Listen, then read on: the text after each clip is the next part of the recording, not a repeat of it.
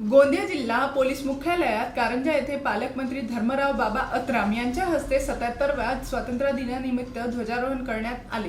यावेळी पालकमंत्री धर्मराव बाबा अत्राम यांनी शासनातर्फे देण्यात येणाऱ्या विविध योजनांची माहिती उपस्थितांना दिली।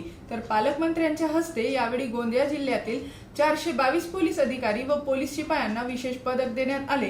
तर अनेक विभागातील शासकीय कर्मचारी अधिकारी यांना सुद्धा प्रशस्ती पत्र देण्यात आले। त्याचप्रमाणे आलेल्या लोकांशी भेटही घेतली। देशाला स्वतंत्र प्राप्त होऊन 78 वर्ष पूर्ण झालेले आहेत।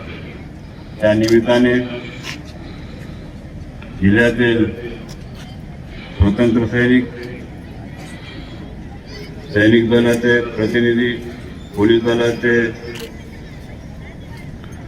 लोकप्रतिनिधी, माजी सैनिक, ज्येष्ठ नागरिक, अधिकारी वर्ग, कर्मचारी वर्ग, पत्रकार बंधू, विद्यार्थी बंधू भगिनी सर्व इथे उपस्थित असलेल्यांना माझ्यातर्फे व शासनातर्फे सगळ्यांना हार्दिक शुभेच्छा देतो।